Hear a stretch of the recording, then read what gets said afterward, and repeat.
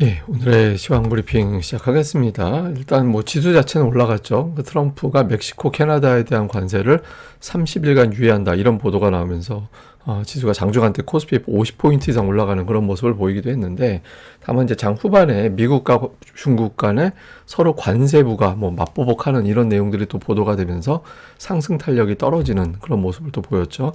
삼성전자가 모처럼 강세를 보였는데 경영 불확실성이 해소가 되고 뭐 샘 올트만 손정희 회장 이렇게 같이 만난다라는 보도가 나오면서 또 AI 관련된 기대감으로 올라가면서 지수를 주도한 것도 오늘 장의 특징이었고요. 외국인 투자자들이 그동안 대규모 매도했는데 오늘 장에서는 뭐 순매수라고 하기에는 규모가 미미하긴 하지만 어쨌든 매도가 진정이 됐다라는 점, 그리고 매도하던 삼성전자를 매수했다라는 점에서 의미 있는 변화, 이거는 좀 감지가 됐다 이렇게 봐야겠습니다. 우선 코스피 지수는 다시 이제 61선 안으로는 들어왔어요. 기존에 이제 코스피 지수 자체가 60일과 121선 안에서 움직였는데 어제 뚝 떨어지면서 이탈을 했잖아요. 그래서 보통 저렇게 꼬리가 길게 달리면 그 다음날 큰 상승이 나오게 되면 이제 이날 저점을 더 이상 깨진 않는다, 뭐 이런 패턴이 있다라고 말씀을 드린 적이 있었는데, 뭐 그거보다는 최근에 고점과 저점이 낮아지던 추세에서 저점이 높아지던 추세로 바뀌고 있는 시기였거든요. 근데 일단 어제에 이어서 뭐 추가적으로 하락이 더 깊게 나오면 이 저점이 높아지던 추세가 깨지는 거였기 때문에 오늘 장에서 어느 정도 넉넉하게 올라가는 게 필요했습니다. 그래서 지수가 좀 올라갔다라는 점에서는 의미가 있는데, 다만 이제 보시다시피 윗꼬리가 굉장히 길었잖아요. 그러니까 지금 위든 아래든 상당히 시장이 민감하게 반응하는 불안정한 상태다라는 거죠. 그러니까 당분간 시장은 변동성이 계속해서 이어질 수밖에 없다, 이런 점도 하나 보여준 거고. 근데 어쨌든 플러스가 났죠. 플러스가 날 수 있었던 거는 관세. 예, 그러니까 트럼프가 캐나다, 멕시코에 대한 어떤 관세 부과를 한 달 동안 보류한다. 근데 이거는 사실 뻔하잖아요. 그러니까 아침에도 보여드린 차트인데, 북쪽은 캐나다, 남쪽은 멕시코, 해안 쪽은 중국. 그러니까 이렇게 이제 각각 그 수입 비중이 높은, 무역 비중이 이제 높은 지역이거든요. 근데 특히 이제 캐나다하고 멕시코 같은 경우는 상당히 어떤 높은 비중을 차지하는 그런 국가들인데, 이게 두 나라에는 치명적이지만 미국도 어느 정도는 좀 생채기가 나는 사안이잖아요. 이제 그러다 보니까 미국 입장에서도 좀 부담이 좀 있었다. 그러니까 실제로 뭐 관세 부과하면 가게당 구매 여력이 $1,200 정도 떨어지게 되고, 물가 자극하고 성장률 떨어지고 이렇게 된다라는 거잖아요. 그래서 블룸버그에서는 오늘 이제 이렇게 해석을 했는데, 트럼프가 관세를 협상 카드로 사용하고 있다라는 것이 입증이 됐고, 또 이제 미국 경제에 충격을 주는 것을 꺼린다라는 점을 확인시켜줬다, 그러니까 이런 내용이 나왔고요. 그리고 결국엔 이제 중국과의 어떤 협상 내용이 중요하다. 네, 기대와 같이 협상이 된다라면 위험 자산에 대한 투자 심리, 그러니까 주식시장 얘기하는 거죠. 뭐 그러니까 주식시장에 대한 투자 심리가 개선될 것이다. 근데 이제 막판에 양쪽에서 이제 서로 자존심 게임 먼저 벌이는 그런 과정에서 관세 부과 막 이런 WTO 제소 이런 것들이 나오다 보니까 시장이 좀 밀리긴 했죠. 근데 어쨌든 우리나라 입장에서는 뭐 캐나다, 멕시코도 중요하지만 이제 중국과의 관세도 되게 중요해서 이 부분까지는 확인해야 된다, 뭐 이런 신중한 시각도 있었던 것 같습니다. 근데 어쨌든 UBS에서는 뭐 아시아 증시는 2018년도하고 비교를 해보면 차라리 조금 정돈된 것 같다. 그때는 이제 뭐 충격 받고 굉장히 민감하게 움직였는데 그때보다는 조금 덜 민감한 것 같다, 이렇게 보는 시각도 있습니다. 근데 뭐 우리 입장에서는 안 그렇죠. 어제 우리 시장 빠진 거 생각하면 그러니까 UBS가 저렇게 분석하는 거는 우리 입장에서 좀 아닌 것 같은데, 하여튼 그렇게 보인대요. 예, 이제 블룸버그에서. 근데 이제 저는 키포인트는 중국과의 협상 내용, 다음에 이제 또 한 가지는 트럼프가 이런 부분들을 좀 꺼리고 있다라는 점들, 뭐 이런 것들이 굉장히 어떤 중요한 변수로 보여집니다. 그래서 트럼프가 앞으로 말은 되게 이제 험악하게 하는데, 그러니까 실제로는 양보를 받으려고 하는 과정이구나, 이런 것들을 계속해서 보여주지 않을까 싶긴 합니다. 그리고 또 한 가지는 ISM 제조업 지수 50을 넘겼죠. 예상은 50보다 아래쪽으로 나올 줄 알았는데, 이건 ISM 제조업 지수라는 건 뭐냐면 각 회사에 구매 담당자들이 있어요. 이 사람들한테 설문을 쫙 돌립니다. 그러니까 사람 뽑을 거예요. 지금 원자재 더 살 거예요. 앞으로 회사 실적 경제 어떻게 될 것 같아요? 이런 거 물어봐서 그걸 수치화시켜서 지난달보다 1% 올라갔네. 그러면 지난달보다 이제 수치 조금 높아지는 거고 낮아지는 거고 이렇게 되는 거거든요. 근데 대부분의 항목이 다 올라갔어요. 근데 신규 주문까지 올라갔죠. 근데 이게 ISM 제조업 지수는 우리나라 테크 지수, 수출 데이터 이런 것들하고 방향이 좀 비슷하게 가는 경향이 있어서 저 데이터 잘 나올 때마다 외국인들이 좀 주식을 매수해주는, 또 지수가 올라가는 그런 패턴이 좀 있었거든요. 그래서 오늘 이 부분도 지수가 올라가는데 중요한 역할을 했다, 이렇게 봐야겠습니다.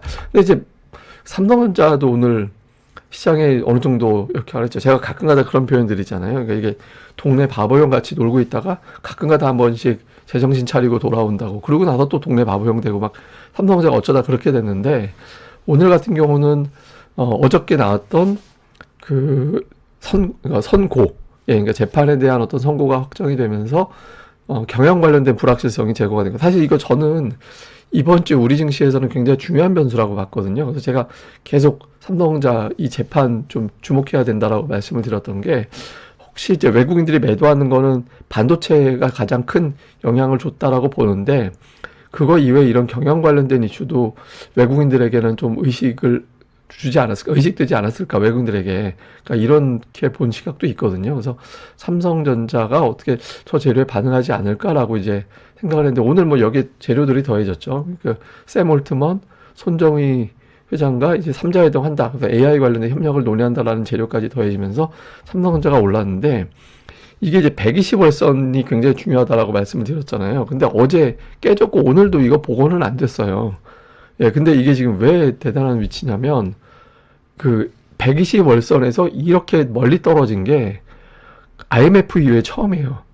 예, 그러니까 IMF 때 그 1998년도 때 저렇게 121선 뚫고 한참 내려간 적이고, 결국엔 뭐 다시 회복돼서 올라가긴 했지만, 근데 이게 뭐 2001년도 금융위기나 IT 버블 때나 2008년도 금융위기 때도 이렇게 뚫고 내려간 적이 없었거든요. 그러니까 삼성전자가 이례적으로 굉장히 많이 내려온 거예요. 예, 그래서 야, 어제 이렇게까지 내려갈 수 있나 싶었는데, 어쨌든 선고 이후에 주가가 이제 반등 시도한 건 다행이죠. 근데 여기서 이제 아직까지도 보시다시피 120월선 아래에 있기 때문에 안정됐다, 이렇게 보긴 어렵고, 저 위치를 완전히 회복하는 움직임까지 나와줘야 조금 한숨 돌리게 되는 그런 상황이 되는 거죠. 그래서 삼성전자는 한 게임 더 남았다, 이렇게 봐야 될 것 같고요. 근데 이제 이렇게 하여튼 대부분 재료가 올라가는 재료였다가 뒷부분에서 이제 출렁거리는 그런 움직임이 나왔죠. 그러니까 이제 중국이, 그러니까 미국산 픽업 트럭 이런 거에 15% 이제 관세 부과한다. 그리고 이제 뭐 농기구 이런 것들에도 관세 부과한다, 이렇게 이제 하고, 구글에 대해서 반독점법 조사를 이제 조치한다라는 보도가 나오고, 또 WTO에 제소한다고 하고, 또 미국에서는 중국산 제품에 10% 추가 관세를 발효한다. 이게 사실은 일종의 이런 거예요. 그러니까 예약 걸어 놓는 거 있잖아요. 그러니까 뭐 이렇게 좀 이때까지 어차피 타결이 안 될 거니까 자동으로 이때 되면 조치해놔야지. 근데 지금 타결된 게 없잖아요. 타결된 게 없는 상태이기 때문에 서로 힘자랑하기 위해서 이런 조치들을 취하는 게 필요하거든요. 근데 이게 뭐 며칠 안 가서 그냥 합의하면 그만이긴 한 거라서. 근데 어쨌든 그 전에 나왔던 뉴스가 협상을 준비하고 있고, 트럼프가 24시간 이내 통화한다고, 그런 내용들이 나온 게 있었기 때문에 아마 이제 그 전에 서로의 어떤 협상력을 높이기 위한 어떤, 우리도 할 수 있어, 우리 너희들 끝낼 수 있어, 막 이런 식으로 어떤 겁주는 힘자랑이었던 것 같습니다. 근데 이게 하필이면 그러니까 우리 시장 돌아갈 때마다 저런 게 자꾸 나와가지고, 지들 시장 돌아갈 때 막바지에나 저러지 왜 우리 시장 돌아갈 때 자꾸 저래야 되는지 모르겠어요. 근데 하여튼 저것 때문에 이제 막판에 지수가 흔들렸죠. 이게 저거 아니었으면 지수 흐름이 좋았을 텐데, 이게 빠져버리니까, 이게 빠진 거 복원하다 말고 시장이 끝나버렸잖아요. 근데 그 빠지는 순간 그걸 복원하는 동안 엄청난 에너지, 매수 에너지가 소진이 돼버리니까 이제 시장이 뒷부분에서 좀 아쉬움을 남기게 된 그런 상황이 된 거죠. 자, 주요 종목으로는 코스닥에서는 최근에 알테오젠이 가장 강합니다. 그러니까 8일 중에서 7일 상승하는 그런 모습을 보이면서 올라갔고, 그 다음에 이제 카카오가 오늘 빠졌죠. 그러니까 샘 알트만이 방한을 하고, 이것으로 이제 재료 노출로 본 건지 오늘 장에도 좀 밀리는 그런 모습을 좀 보였죠.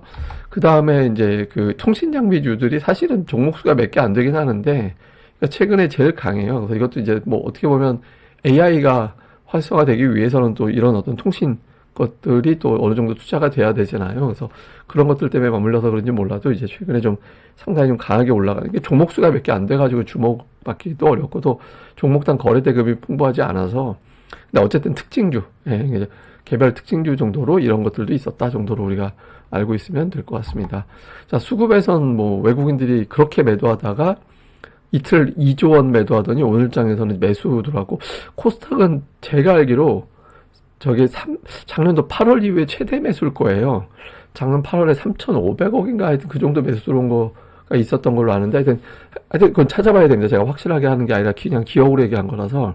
하여튼 작년도 8월 이후에 최대 매수가 코스닥에서 들어왔고, 선물은 이제 추가 매도 이력이 별로 없다. 근데 이제 일단 매수가 오늘 들어왔거든요. 근데 이게 저게 매수가 상승 베팅은 아닌 것 같아요. 그러니까 오늘 미결제, 이거 뭐 어려운 얘기긴 한데 하여튼 미결제가 그렇게 확 늘지 않은 거 봐서는 기존 매도 청산, 그러니까 올라간다 베팅이 아니라 더 빠지지는 않을 것 같다라는 베팅이라서, 그러니까 적극적인 상방은 아니었거든요. 근데 외국인들이 12월 초 이후에 이틀 연속 선물 매수한 적이 없어요.